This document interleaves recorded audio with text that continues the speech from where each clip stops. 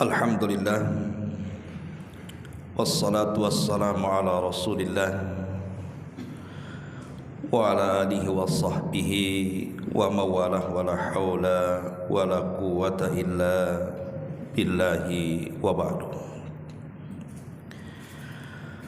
Alhamdulillah, segala puja dan puji hanya milik Allah Jalla fi'ula. Salawat dan juga salam kita hadiahkan kepada Rasul kita Nabi besar Muhammad sallallahu alaihi wa ala alihi wasallam. Alhamdulillah, di malam hari ini setelah hampir 2 pekan atau 3 pekan kita libur karena ada sesuatu hal, maka malam ini kita akan melanjutkan kembali kajian kita setiap malam Jumat. Dan pembahasan di malam hari ini kita akan membahas tentang satu kisah yang menarik di dalam surah Yasin. Kita tahu bahwa kebanyakan kaum muslimin di negeri kita ini banyak membaca surah Yasin. Tapi tahukah bahwa dalam surah Yasin itu ada satu kisah yang sangat menarik dan banyak ibrah dan pelajaran yang kita akan petik di dalamnya. Surah Yasin ini adalah Makkiyah, artinya turun sebelum hijrah. Dan itu dilihat dari 2 perkara. Pertama, dimulai dari huruf-huruf hijaiyah, ya dan sin, Yasin. Setiap surat yang diawali dengan potongan-potongan huruf hijaiyah itu umumnya Makkiyah, kecuali surah Al-Baqarah dan Al-Imran. Dan yang kedua, ciri-ciri surah itu disebut surah Makkiyah ketika di dalamnya dikisahkan tentang kisah-kisah umat terdahulu. Jadi kalau ada surat bicara tentang kisah-kisah umat terdahulu, maka umumnya surah itu adalah Makkiyah, bukan Madaniyah. Kenapa kemudian surah Yasin ini dimulai dari potongan-potongan huruf hijaiyah? Ulama tafsir mengatakan potongan-potongan huruf hijaiyah seperti alif lam mim, alif lam ra, Yasin, Toha, Nun, Qaf dan begitu seterusnya, itu sebenarnya tantangan kepada orang-orang Arab yang ketika itu Al-Quran turun di tengah-tengah mereka dan menggunakan bahasa mereka, seolah-olah Allah subhanahu wa ta'ala ingin mengatakan kepada bangsa Arab secara khusus dan umumnya seluruh manusia di dunia, kalau kalian tidak yakin dengan Al-Quran, Al-Quran ini terangkai dari alif sampai ya. Sekarang rangkailah oleh kalian kalimat-kalimat seperti Quran kalau kalian sanggup. Dan Allah subhanahu wa ta'ala menantang dalam Al-Quran, fa'tu bi suratin min mithli, datangkan satu surat saja seperti Al-Quran dengan menggunakan potongan-potongan huruf-huruf hijaiyah. Bukankah kita sudah hafal alif, ba, ta, sa, jim dan begitu seterusnya? Sekarang rangkai. Dan Allah subhanahu wa ta'ala katakan kalian tidak akan sanggup untuk melakukannya. Fa'illam taf'alu walan taf'alu, kalian tidak akan sanggup melakukannya. Karena Al-Quran itu bukan buatan Nabi, bukan ucapan Nabi. Al-Quran itu kalamullah azza wa jal yang diwahyukan kepada Nabi. Makanya karena dia adalah kalam Allah, tidak ada satupun makhluk yang mampu membuat seperti kalam Allah. Lah dalam surah Yasin ada satu kisah yang menarik Nanti kita akan ambil ayat per ayat dan kita petik ibrah pelajarannya. Ulama menyebutnya kisah ini sebagai kisah Ashabul Qaryah. Jadi kisahnya disebut Ashabul Qaryati, kisah penduduk satu negeri. Bagaimana kisahnya? Dan di mana kisah ini terjadi? Siapa tokoh-tokohnya? Lalu apa pelajaran yang kita akan petik dalam kisah ini? Inilah yang kita akan bahas 1 jam ke depan. Ma'asyiral muslimin wal muslimat rahimani wa rahimakumullah. Allah Subhanahu wa taala berfirman dalam surah Yasin, "Wadrib lahum mathalan ashabal qaryati id ja'ahal mursalun." Allah Subhanahu wa taala mengatakan, dan buatlah oleh kalian satu perumpamaan bagi mereka, yaitu tentang penduduk satu negeri ketika utusan-utusan kami datang kepada mereka. Sebagian para ulama tafsir mengatakan, siapa utusan-utusan ini dan kapan terjadinya, lalu di mana letaknya? Ada yang mengatakan bahwa peristiwa ini terjadi di negeri Syam. Tapi ada juga yang mengatakan bahwa peristiwa ini terjadi di sebuah negeri yang disebut dengan Antakya. Negeri Antakya masih di kawasan Syam. Dan negeri Antakya ini sangat masyhur dan sangat ma'ruf. Apabila kita mengupas sejarah Imam Ahmad ibn Hanbal rahimahullahu ta'ala di masa kekuasaan Khalifah Mu'tasim, di negeri ini pernah ada seorang wanita yang dilecehkan. Jadi ada seorang wanita dilecehkan kehormatannya, kemudian memanggil-manggil khalifah dan mengatakan, "Wa Mu'tasimat, wahai Khalifah Mu'tasim, tolong aku." Sementara di negeri itu tidak ada orang muslim, kecuali ada seorang anak muda yang muslim mendengar teriakan wanita muslimah yang dilecehkan itu. Langsung dia pun berangkat ke Baghdad dan menyampaikan ucapan wanita muslimah yang dilecehkan kehormatannya kepada sang Khalifah Mu'tasim. Maka mendengar itu Khalifah marah. Makanya dia pun walaupun dia sangat kejam kepada ulama-ulama ahli sunnah, di antaranya Imam Ahmad dipenjarakan di zaman itu oleh Khalifah, tapi dia membebaskan Imam Ahmad karena ada urusan besar, ingin menyerbu Antakya. Maka disiapkan pasukan besar dari Baghdad kemudian diserbu. Akhirnya negeri itu pun jatuh ke tangan kaum muslimin, di tangan Khalifah Mu'tasim. Lah negeri Antakya di zaman dulu sebelum diutusnya Nabi SAW, agama mereka adalah agama penyembah berhala. Jadi mereka menyembah berhala, menyembah patung.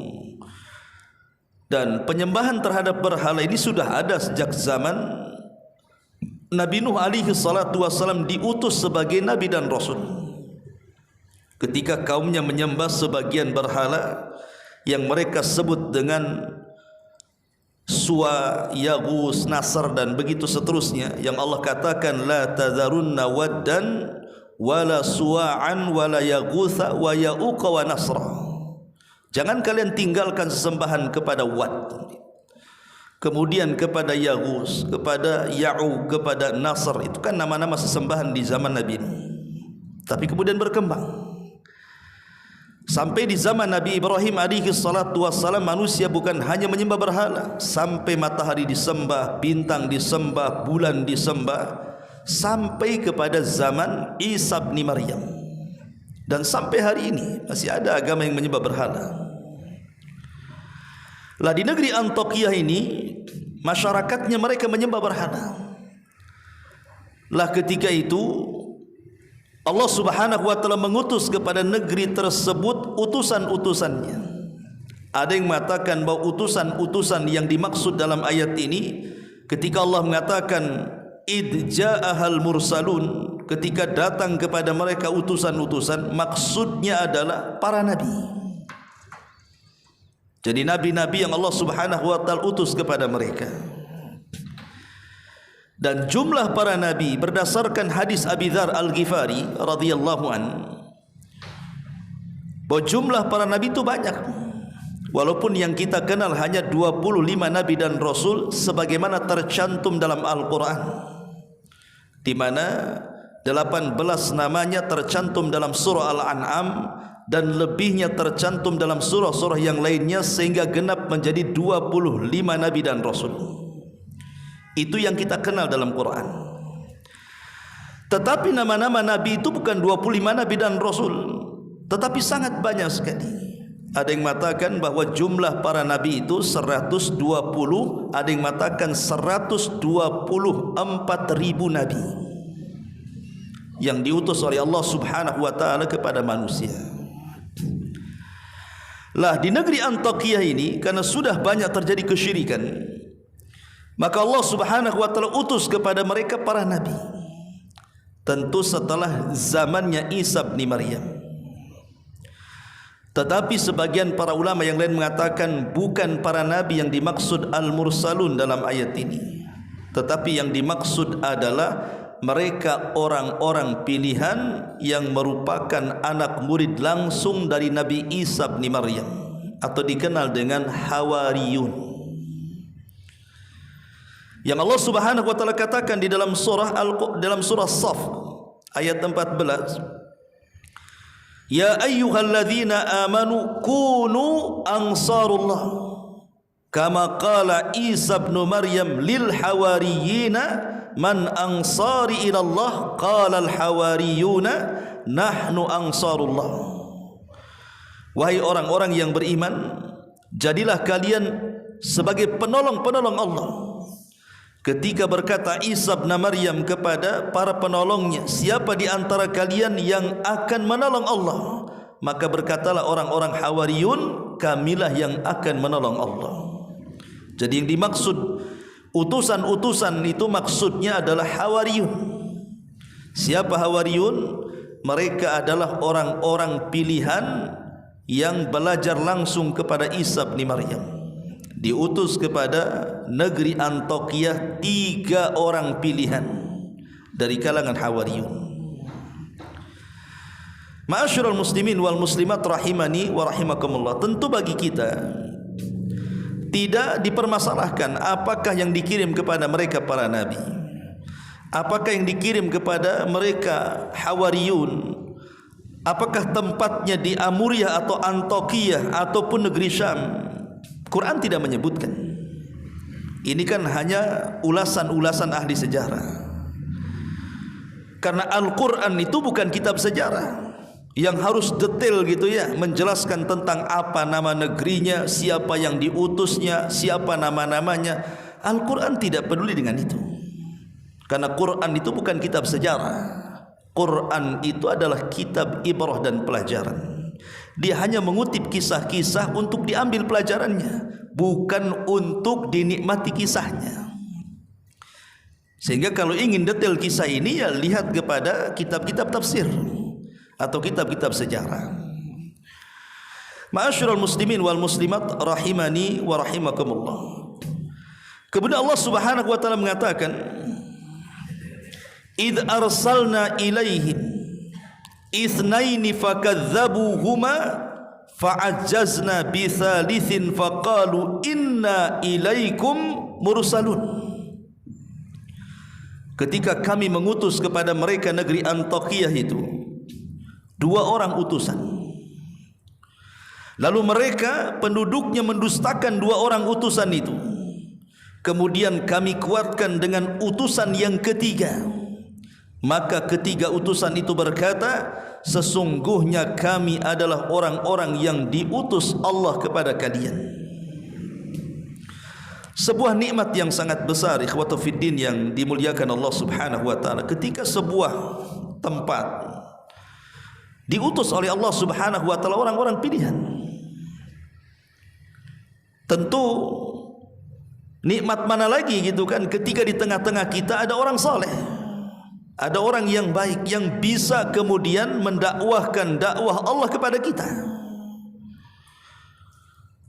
Tetapi rupanya orang-orang Antiokhia ini tidak bersyukur. Diutus kepada mereka utusan, justru mendustakan utusan itu. Awalnya Allah Subhanahu wa taala mengutus kepada mereka 2 utusan dulu. Tapi rupanya 2 utusan ini kewalahan karena penduduk negeri Antiokhia ini tidak menerima. Akhirnya kemudian Allah Subhanahu wa taala kuatkan, Allah utus 1 lagi menjadi 3 utusan. Tetapi 3-tiganya juga didustakan oleh masyarakat Antiokhia ini. Mereka tidak bersyukur kepada Allah Subhanahu wa taala. Padahal Allah Subhanahu wa taala mengutus 3 orang, bukan 1 orang. Seandainya di Batam ini ada 1 ulama besar saja sudah beruntung kan gitu. Gimana kalau ada 2 ulama? Gimana kalau ada 3 ulama? Tentu makin banyak makin baik dakwah ini. Harusnya disyukuri. Makanya Nabi SAW apabila mengutus seseorang untuk berdakwah di sebuah negeri, Rasul tidak akan mengutus 1 orang. Pasti Rasul akan mengutus 2, 3 dan begitu seterusnya. Seperti yang dilakukan Rasul ketika mengutus Abu Musa al-Ash'ari untuk berdakwah di Yaman. Dia tidak sendirian, tetapi Nabi SAW mengutus 2 orang, Abu Musa al-Ash'ari dan Mu'adz ibnu Jabal radhiyallahu anhuma. Begitu juga Nabi Musa alaihi salatu wassalam. Ketika dia berdakwah kepada Fir'aun, Musa merasa lemah. Kenapa? Karena lisannya itu tidak fasih dalam bicara. Sementara dia punya abang namanya Harun, dan Harun adalah orangnya fasih dalam bicara, orator, kalau ngomong itu luar biasa. Maka Musa alaihi salatu wassalam mengatakan, Haruna akhi, ya Allah, saya punya Harun, itu saudaraku. Waj'al li waziran min ahli, jadikan dia perdana menteriku dari keluargaku. Jadi Nabi Musa meminta kepada Allah Subhanahu wa taala untuk menggabungkan Harun dalam dakwahnya. Akhirnya Allah Subhanahu wa taala mengabulkan permintaan Musa, maka diangkatlah Harun menjadi nabi. Kemudian menolong Nabi Musa dalam menghadapi Fir'aun dan juga kaumnya. Ma'asyiral muslimin wal muslimat rahimani wa rahimakumullah. Lah ketika 3 utusan ini diutus oleh Allah Subhanahu wa taala ke negeri Antiokhia, kemudian mereka mulai berdakwah mengajak manusia untuk meninggalkan sesembahan selain daripada Allah Subhanahu wa taala, mengajak kepada tauhid yang umumnya dilakukan oleh semua utusan Allah Subhanahu wa taala. Sebagaimana Allah Subhanahu wa taala berfirman, "Walaqad ba'atsna fi kulli ummatir rasulan an ibudullaha wajtanibut taghut." Dan sungguh kami utus pada tiap-tiap umat ini seorang rasul, di mana tugas mereka menyampaikan kepada umatnya, sembahlah Allah, tauhidkan Allah, dan jauhi sesembahan selain daripada Allah alias taghut. Itu semua utusan Allah mendakwahkan tauhid, termasuk 3 utusan ini. Tapi apa yang terjadi? Maka Allah Subhanahu wa taala melanjutkan kisahnya. Qalu ma antum illa basyarum mithluna wa ma anzalar rahman min syai'in in antum illa takdzibun. Mereka penduduk negeri Antiokhia mengatakan, kamu ini hanyalah manusia seperti kami, dan Allah Subhanahu wa taala Maha Pengasih, tidak menurunkan sesuatu apapun. Kamu hanyalah pendusta belaka bagi kami. Lihat, mereka mulai mendustakan 3 utusan dan mengatakan, kalian itu manusia sama dengan kami. Maunya mereka itu, kalau memang kalian adalah utusan-utusan Allah Subhanahu wa taala, kenapa tidak malaikat saja diutus kepada kami? Kenapa mesti kalian manusia seperti kami, yang makan minum persis seperti kami?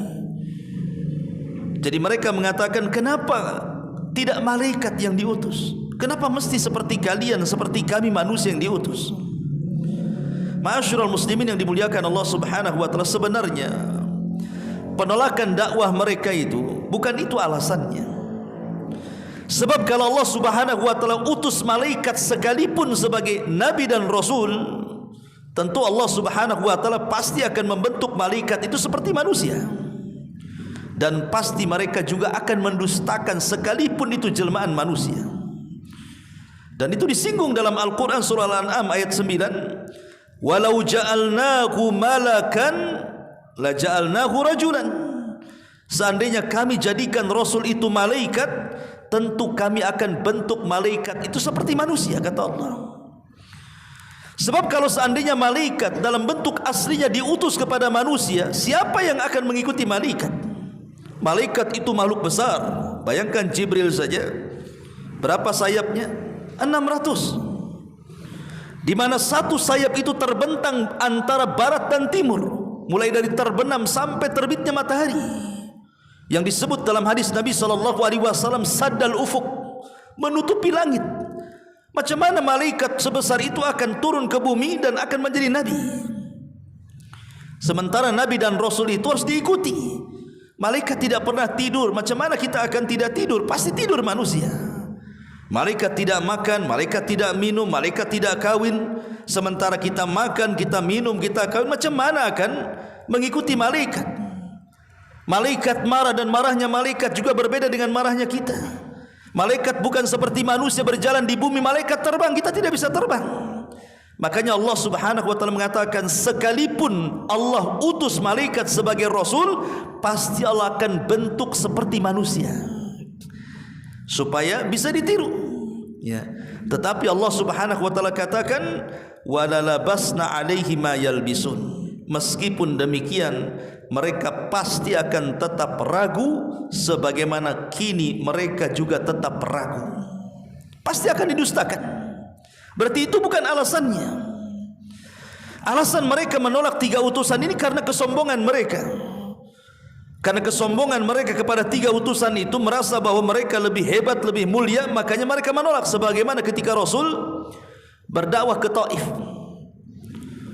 kemudian berjumpa dengan 3 pembesar Taif, putra daripada Amr ibn Umair, di antaranya Abdu Layalil ibn Amr, kemudian Mas'ud ibn Amr, kemudian Habib ibn Amr. Apa kata 3 orang pembesar Taif ini kepada Rasul? Coba. Ketika Rasul mulai mendakwahkan dakwah tauhid kepada mereka, salah satu di antara mereka mengatakan, ya Muhammad, kalau memang engkau seorang nabi, maka tidak pantas aku bicara dengan kamu. Dan kalau engkau bukan nabi, lebih tidak pantas lagi aku bicara dengan kamu. Intinya tidak mau bicara. Bahkan yang satu mengatakan, kalau engkau seorang nabi, pasti aku akan robek kiswah Ka'bah itu. Bahkan yang lain mengatakan, kenapa mesti engkau yang diutus jadi nabi? Kenapa tidak Abu Lahab saja? Kenapa tidak ada Abu Jahal saja? Kenapa tidak Umayyah saja? Mereka lebih terhormat, mereka lebih kaya, dan begitu seterusnya. Jadi mereka menolak dakwah Rasul itu karena kesombongan. Jadi semua umat-umat dulu ketika diutus Rasul kepada mereka, kemudian mereka mendustakan, itu karena kesombongan mereka. Mereka sombong menolak kebenaran. Lah sebagaimana juga kaum Antiokhia ketika diutus 3 Rasul kepada mereka, mereka tolak dan mereka dustakan Rasul itu. Padahal kita tahu bahwa, lalu apa salahnya kalau seandainya Allah Subhanahu wa taala mengutus kepada kita seorang rasul atau nabi itu manusia? Apa salahnya? Pertanyaannya, apa salahnya? Dan ingat bahwa tidak ada satupun nabi, tidak ada satupun rasul yang diutus Allah Subhanahu wa taala kepada kita kecuali pasti Allah bekali dengan mukjizat. Lihat bagaimana Musa alaihi salatu wassalam dibekali dengan tongkat sehingga tongkat itu bisa membelah lautan. Siapa yang bisa membelah lautan? Coba orang biasa? Tidak bisa.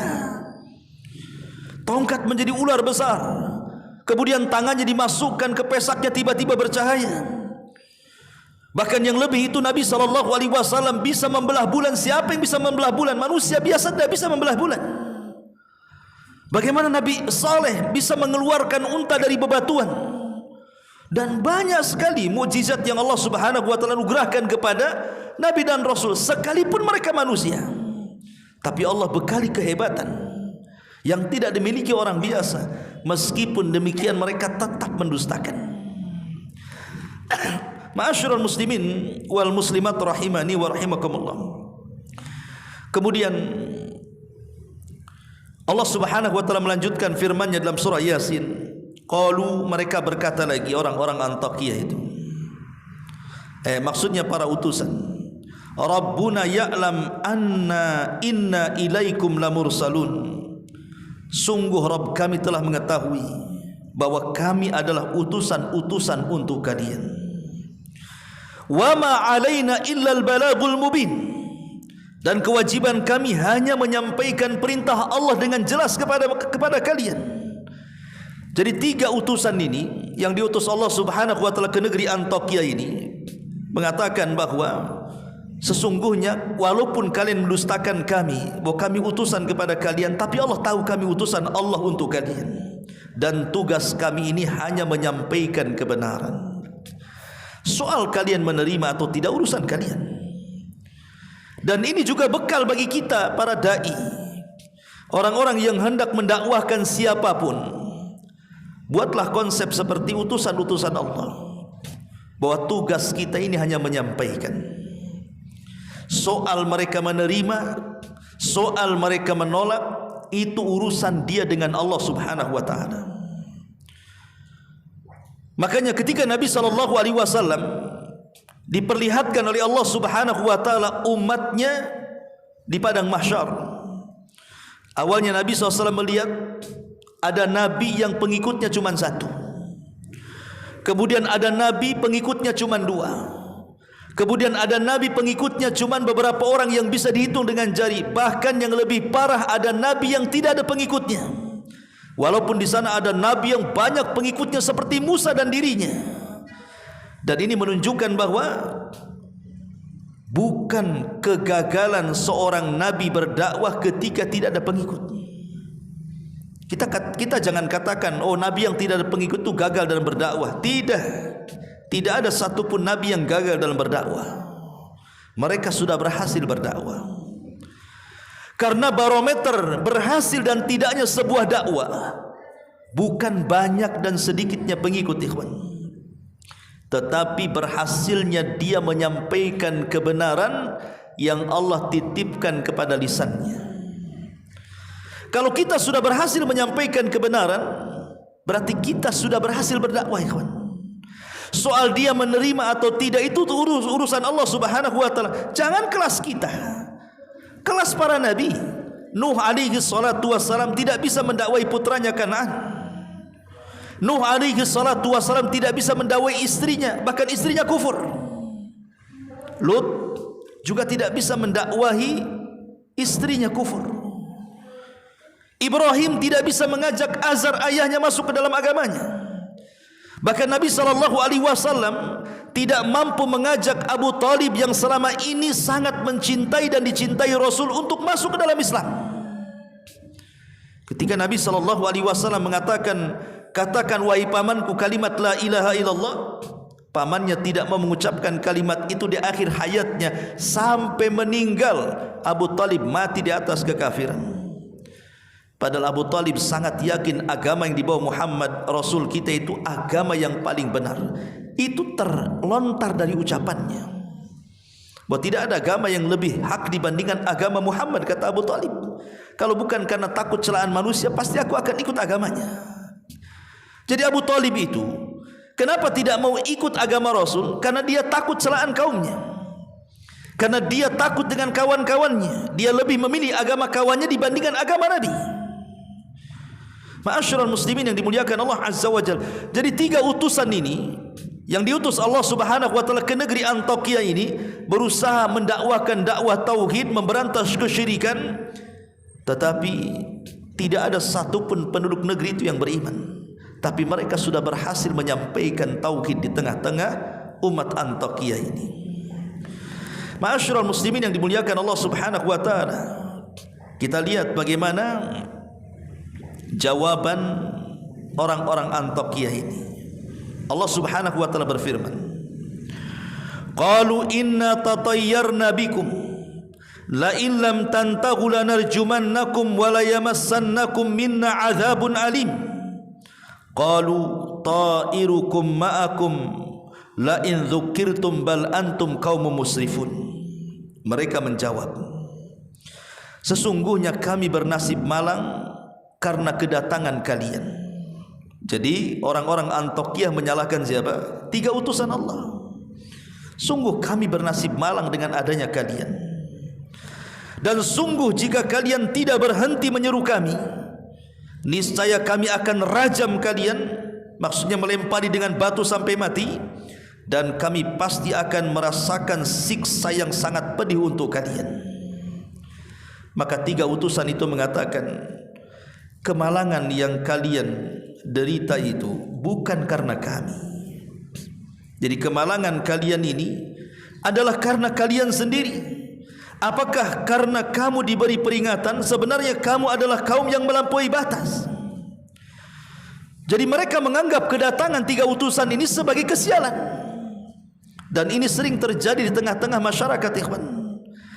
Apabila kemudian di tengah-tengah mereka ada dai sunnah yang mengajak manusia ke dalam tauhid, yang mengajak manusia ke dalam sunnah, apa di masyarakat? Dulu sebelum dia datang aman-aman saja di sini. Setelah dia datang, kacaulah negeri kita ini, katanya. Kenapa demikian?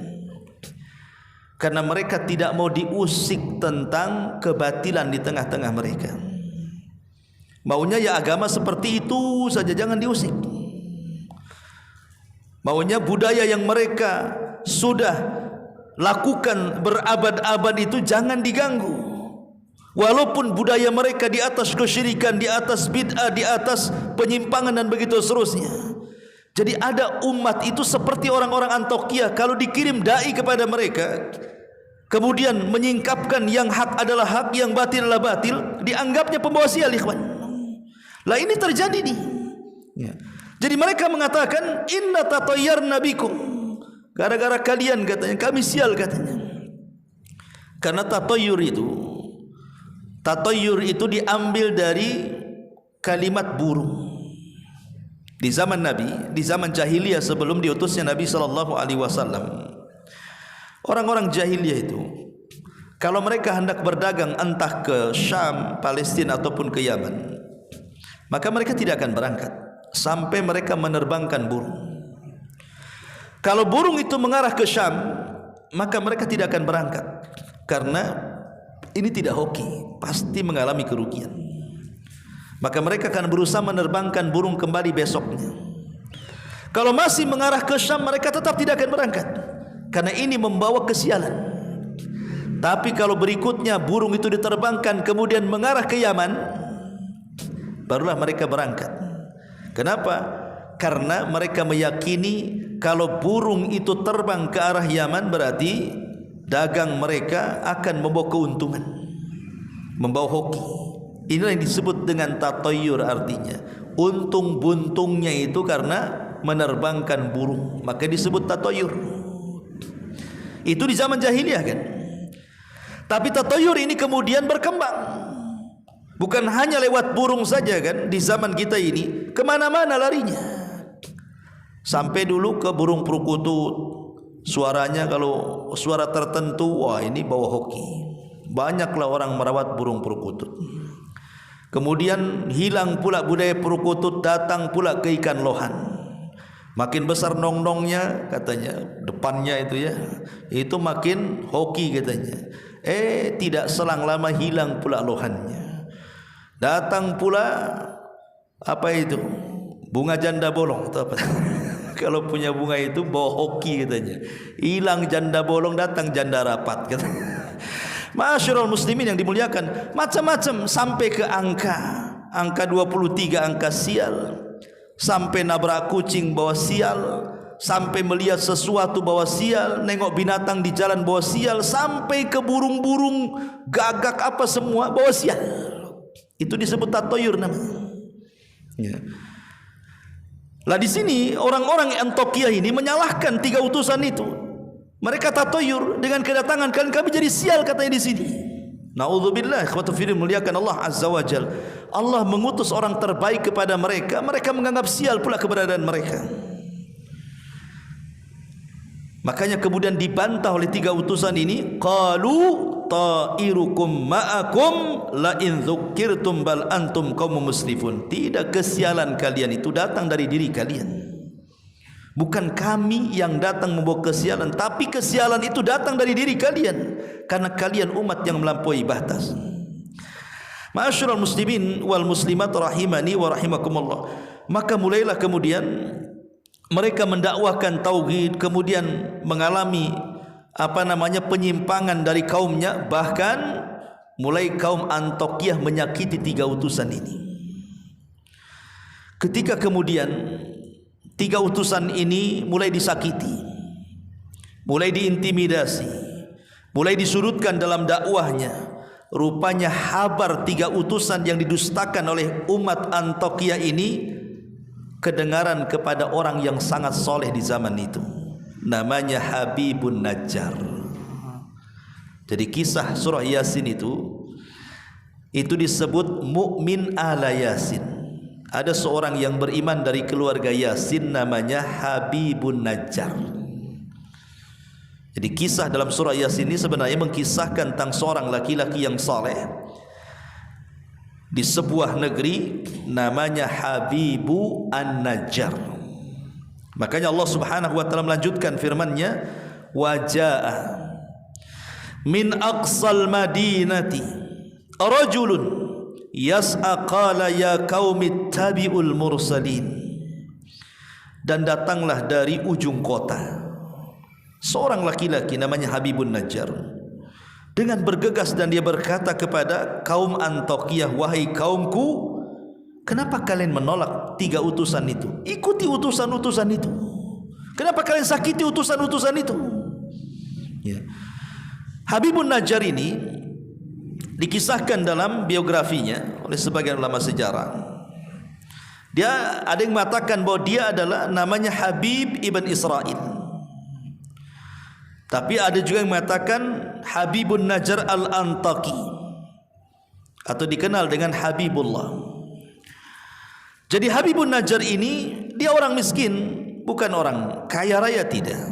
Ada yang mengatakan dulunya adalah pemahat patung, pemahat berhala. Kemudian dia taubat dan beragama dengan syariat Nabi Isa bin Maryam. Kemudian setelah Isa diangkat ke langit, maka dia pun bersembunyi dalam gua dan beribadah kepada Allah Subhanahu wa taala. Sampai ketika mendengar ada 3 utusan didustakan di Antiokhia, dia keluar dari gua, kemudian bergegas mendatangi negeri Antiokhia itu. Ma'asyiral muslimin yang dimuliakan Allah Subhanahu wa taala, bahkan Nabi SAW mengatakan, walaupun ada sebagian ulama mengatakan hadisnya lemah, bahwa ada 3 manusia yang disebut dengan as-siddiqun, pencinta kebenaran. Pertama, seorang laki-laki yang beriman dari keluarga Ahlu Yasin, dialah Habibun Najjar yang terdapat dalam surah Yasin ini. Kemudian yang kedua, seorang yang beriman dari keluarga Fir'aun, namanya Hazkiah. Kemudian yang ketiga, Ali bin Abi Thalib radhiyallahu anhu. Itulah yang disebutkan 3 orang yang disebut as-siddiqun, para pencinta kebenaran, yang Allah Subhanahu wa taala katakan, ulaika ma'al ladina an'amallahu alaihim minan nabiyyin was-siddiqin wasyuhada'i was-salihin. Mereka orang-orang yang diberikan nikmat oleh Allah dari kalangan para nabi dan para siddiqin. Dan 3 orang yang paling siddiq adalah Habibun Najjar, kemudian Hazkial, dan Ali bin Abi Thalib radhiyallahu anhu. Sekali lagi, walaupun riwayatnya dilemahkan para ulama. Maka Habibun Najjar ini dengan kelemahannya, sendirian lagi, coba bayangkan, dia menghadapi satu kota dengan raja yang zalim, dengan masyarakat pendusta para nabi. Dari sini ada pelajaran besar ikhwatu fiddin, bahwa dakwah itu tidak mesti harus kaya. Berdakwah itu tidak mesti harus memiliki kekuatan. Tidak harus memiliki kekuasaan. Kita bisa berdakwah dengan lisan kan? Bukankah Nabi SAW mengatakan, man ra'a minkum munkaran falyughayyir biyadi, fa illam tastati fa bilisani, fa illam tastati fa biqalbi, wa dzalika ad'aful iman. Kalau kalian melihat kemungkaran di hadapan kalian, cegah dengan kekuatan kalian. Kalau tidak sanggup, cegah dengan lisan kalian. Kalau tidak sanggup, cegah dengan hati kalian, walaupun itu selemah-lemahnya iman. Habibun Najjar mengajarkan kepada kita dakwah dengan lisan. Dan Allah Subhanahu wa taala mengatakan, wa man ahsanu qaulan mimman da'a ilallah. Siapa lagi ucapan yang paling indah melebihi orang yang mengajak manusia ke jalan Allah Subhanahu wa taala, ikhwan. Jadi Allah mengatakan, orang yang mengajak manusia ke jalan Allah adalah manusia yang paling indah ucapannya. Di masyarakat, orang yang paling indah suara itu ya mungkin para penyanyi, ya kan, para musisi, para pedangdut, ya. Oh, itu mantap-mantap suaranya. Itu di masyarakat. Padahal dalam Islam justru itu suara terburuk dalam Islam itu. Karena biasanya nyanyian-nyanyian, musik-musik itulah yang menghalangi manusia dari kebenaran, yang menghalangi manusia dari Quran. Tetapi orang-orang yang mendakwahkan dakwah kebenaran, itulah suaranya paling indah di hadapan Allah Subhanahu wa taala. Makanya Allah mengatakan, wa man ahsanu qaulan. Tidak ada ucapan yang paling indah, suara yang paling indah, mimman da'a ilallah, dibandingkan orang yang mengajak manusia ke jalan Allah. Tapi apa yang terjadi? Banyak para dai itu justru ditolak di masyarakat. Suaranya tidak indah dianggap di telinga-telinga mereka kan. Justru ada orang yang tersakiti dengan dakwahnya para duat, padahal mereka adalah suaranya paling indah. Apa yang dilakukan oleh Habibun Najjar ini ketika mendengar bahwa 3 utusan itu mulai disakiti, diintimidasi, bahkan ada ancaman pembunuhan? Maka dia keluar menuju negeri tersebut, kemudian mengatakan, ittabi'ul mursalun, ikutilah utusan-utusan itu. Ittabi'u man la yas'alukum ajra wa hum muhtadun, ikutilah orang yang tidak meminta imbalan kepada kalian, dan mereka adalah orang-orang yang mendapatkan petunjuk.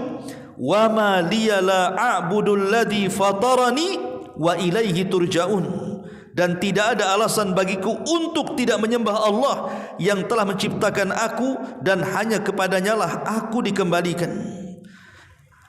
Attakhid min dunihi alihatan iyuridni rahman bidurrin la tughni anni syafa'atuhum syai'a wa la yunqidhun inni idzan la fi dhalalim mubin inni amantu bi rabbikum fasma'un. Mengapa aku akan menyembah Tuhan-Tuhan selain Allah, jika Allah yang Maha Pengasih menghendaki bencana kepadaku? Pasti pertolongan mereka tidak berguna sama sekali bagiku, dan mereka juga tidak menyelamatkan aku. Seolah-olah Habibun Najjar ini menyinggung berhala-berhala orang-orang Antiokhia itu. Ngapain kalian sembah berhala itu? Jika Allah Subhanahu wa taala menghendaki sesuatu, berhala-berhala itulah tidak bisa apa-apa. Atau jika Allah Subhanahu wa taala menimpakan madarat kepadaku, berhala-berhala itu tidak bisa menyelamatkan aku. Karena berhala itu tidak mungkin mendatangkan manfaat ataupun mencegah madarat. Jadi mulailah kemudian Habibun Najjar ini melemahkan berhalanya, bahwa Tuhan-Tuhan yang kalian sembah itu sama sekali tidak mendatangkan manfaat dan tidak pernah mencegah madarat. Kemudian dia mengatakan, sungguh aku berbuat begitu pasti aku berada dalam kesesatan. Kalau aku ikut kalian, sesat aku, katanya. Sesungguhnya aku telah beriman kepada Rabbku, maka dengarkanlah pengakuan keimananku. Ikuti nabi-nabi itu yang benar, katanya. Tapi apa yang terjadi?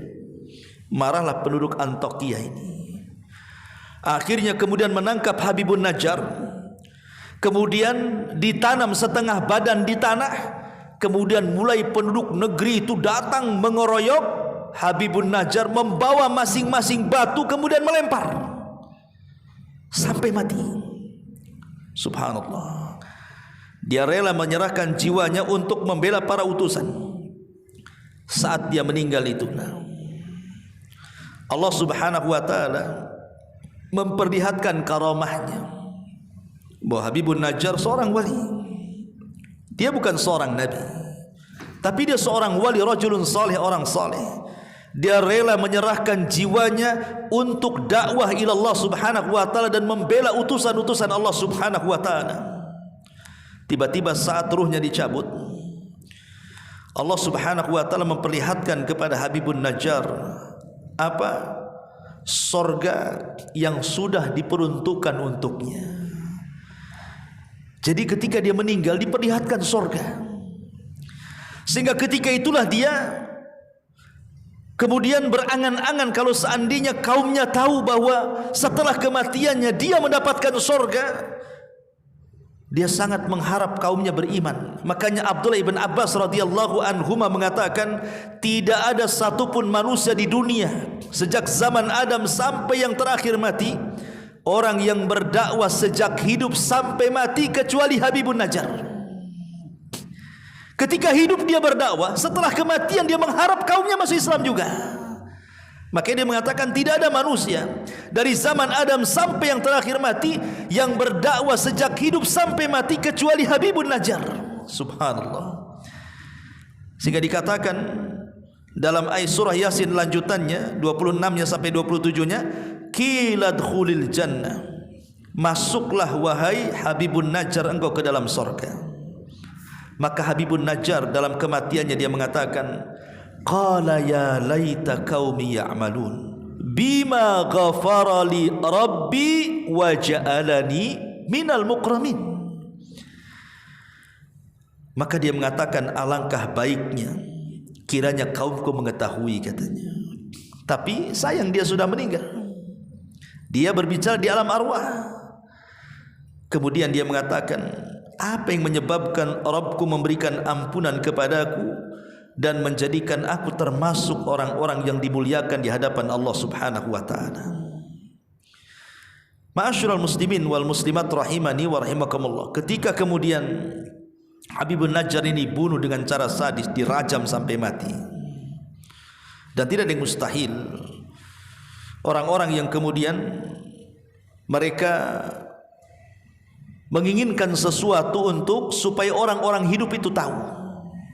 Contoh umpamanya dalam perang Uhud ada seorang laki-laki namanya Abdullah Abdullah ibn Haram radhiyallahu anhu. Abdullah ibnu Haram radhiyallahu anhu. Abdullah ibn Haram ini saat dia mendaftar jihad usianya sudah tua dan tidak layak berjihad, dan dia punya uzur untuk tidak ikut jihad karena sudah tua renta, tidak sanggup mengangkat senjata. Tapi keinginan kuat jihadnya luar biasa. Walaupun sudah tua, sudah tidak punya tenaga, tidak layak untuk jihad, tetap dia mendaftarkan diri untuk berjihad. Ya, namanya jihad itu perlu kekuatan. Sementara dia lemah, maka dia pun menjadi orang yang pertama mati syahid dalam perang Uhud. Dan dia satu di antara 70 syuhada Uhud, Abdullah ibn Haram ini. Saat kematiannya, maka Allah Subhanahu wa taala berbicara dengan ruhnya dan mengatakan, ya Abdullah tamanna, wahai Abdullah, berangan-anganlah untukku. Kalau engkau meminta sesuatu, mintalah kepadaku. Maka Abdullah ibn Haram mengatakan, ya Rabb, aku hanya berangan-angan satu, kembalikan aku ke dunia supaya aku bisa berjihad kedua kalinya dan aku bisa mati syahid kedua kalinya untukmu ya Rabb. Jadi dia punya angan-angan ingin kembali ke dunia. Tapi Allah mengatakan, wahai Abdullah, tidak mungkin orang mati hidup lagi. Orang mati itu sudah urusannya sendiri-sendiri. Maka Abdullah ibn Haram mengatakan, ya Rabb, kalau begitu, kalau ini perkara mustahil, aku tidak bisa kembali ke dunia, sampaikan saja kepada anakku Jabir dan sampaikan kepada kaum muslimin posisiku di hadapanmu. Maka dari situlah Allah Subhanahu wa taala turunkan ayat kepada Nabi sallallahu alaihi wasallam tentang Abdullah ibn Haram, wala tahsabannal ladzina qutilu fi sabilillahi amwatan bal ahya 'inda rabbihim yurzakun. Jangan kalian sangka orang-orang yang mati syahid itu mati. Tidak, mereka tetap hidup dan mereka tetap diberikan rizki di hadapan Allah Subhanahu wa taala. Turun ayat ini bicara soal Abdullah ibn Haram. Ya. Lah di sini juga sama. Di mana Habibun Najjar saat kematiannya dia mengharap kepada Allah Subhanahu wa taala dan mengatakan, ya laita qaumi ya'lamun. Duhai kiranya kaumku tahu bahwa aku sudah dihadiahi surga oleh Allah Subhanahu wa taala. Diampuni dosa-dosaku. Coba kalau mereka mengetahuinya, tentu mereka tidak mungkin membunuhku, tidak mungkin mengingkari 3 utusan itu, pasti mereka akan beriman. Karena mereka di atas kebenaran. Tapi sayang, kaumnya tetap kufur. Setelah Habibun Najjar meninggal dunia, maka mereka membidik 3 utusan itu. Akhirnya mereka pun menangkap 3 utusan itu dan kemudian merajam 3-3-nya sampai mati.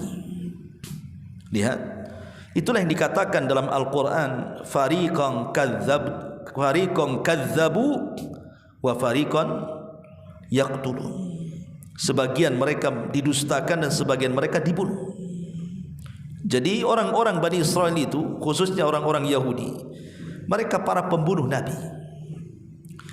Lah karena mereka sudah mendustakan para Nabi, bahkan berani membunuh para Nabi, bahkan membunuh orang-orang saleh, maka tentu Allah Subhanahu wa taala tidak akan membiarkan kondisi ini. Man 'ada li waliyan faqad adzantuhu bil harbi. Siapapun yang memusuhi wali-waliku, maka sama mengumandangkan perang kepadaku, kata Allah. Maka Allah Subhanahu wa taala kemudian mengazab mereka. Dan Allah Subhanahu wa taala katakan dalam surah Yasin selanjutnya, in kanat illa sayhatan wa ma dalam surah Yasin 28-nya, wa ma anzalna ala qaumihi min ba'dihi min jundim minas sama wa ma kunna munzilin. In kanat illa sayhatan wahidatan fa idahum khamidun. Dan setelah itu, maksudnya setelah Habibun Najjar meninggal, disusul dengan para nabi yang diutus juga meninggal, maka kami tidak menurunkan satu pasukan langit pun kepada kaumnya, dan kami tidak perlu menurunkannya. Jadi Allah mulai murka. Tapi Allah katakan, aku tidak akan menurunkan pasukan langit dengan ribuan, jutaan, bahkan miliaran malaikat untuk menghancurkan negeri itu. Allah katakan tidak perlu. Cukup Allah utus satu saja, malaikat Jibril. Apa yang terjadi? Tidak ada siksa terhadap mereka melainkan dengan satu teriakan saja. Jibril diperintahkan oleh Allah untuk berteriak satu teriakan. Apa yang terjadi? Maka seketika itu semua mereka meninggal dunia. Allah azab mereka, ya. Karena mereka sudah mendustakan 3 utusan itu, bahkan membunuh Habibun Najjar. Makanya Allah Subhanahu wa taala mengutus Jibril kepada mereka untuk berteriak satu teriakan saja. Ketika Jibril berteriak satu teriakan, satu negeri Antokiah tidak ada yang hidup, semua mati. Persis seperti azabnya kepada siapa? Kaum Tsamud, kaumnya Nabi Saleh, yang ketika itu mereka menyembelih untanya Nabi Saleh. Akhirnya mereka sudah membuat kelancangan kepada nabinya. Maka Allah utus Jibril untuk berteriak satu teriakan, tidak ada satu jiwa kaum Tsamud yang kufur kecuali mati. Ma'asyiral muslimin yang dimuliakan Allah Subhanahu wa taala, Allah mengatakan, ya hasrata 'alal ibad ma ya'tihi min rasulin illa kanu bihi yastahzi'un. Alangkah besarnya penyesalan terhadap hamba-hamba itu. Setiap datang seorang rasul kepada mereka, mereka pun memperolok-oloknya. Awalam yarau kam akhlaqna qablahum minal quruni annakum ilaihim la yarji'un. Tidakkah mereka mengetahui berapa banyak umat-umat sebelum mereka yang telah kami binasakan? Orang-orang yang telah kami binasakan itu tidak ada yang kembali kepada mereka. Wa in kullu lamma jami'ul ladaina muhdharun. Dan setiap umat semuanya akan dihadapkan kepada kami, kata Allah. Wa ayatul lahumul ardul maitatu ahyainaha wa akhrajna minha habban faminhu ya'kulun ila akhiril ayah. Dan satu tanda kebesaran Allah bagi mereka adalah bumi yang mati tandus, kemudian kami hidupkan bumi itu dan kami keluarkan darinya biji-biji, maka dari biji-biji itulah mereka ditumbuhkan dan dimakan. Artinya Allah mempermisalkan bahwa semua manusia, bukan hanya mereka diazab di dunia yang kufur kepada para nabi, maka mereka juga akan mempertanggungjawabkan di hadapan Allah Subhanahu wa taala. Dua siksa sekaligus mereka dapati. Siksa akibat kekufuran mereka, maka mereka diazab dengan teriakan Jibril. Siksa yang kedua, mereka harus menghadapi pertanggungjawaban mereka di hadapan Allah Subhanahu wa taala, dan mereka tidak mungkin meleset. Pasti azab neraka jauh lebih mengerikan dibandingkan azab dunia. Lah inilah di antara sekelumit kisah dalam surah Yasin, ya, dalam kisah Habibun Najjar, atau disebut kisahnya dalam Quran sebagai kisah Ashab Al-Qaryah, kisah satu penduduk negeri yang banyak dan syarat pelajaran kalau kita mau kupas secara mendalam. Wallahu a'lam bishawab. Mudah-mudahan ada manfaatnya. Ini saya bisa sampaikan. Subhanaka wa bihamdika asyhadu an la ilaha illa anta astaghfiruka wa atubu ilaik. Allahu taala alam. Assalamualaikum warahmatullahi wabarakatuh.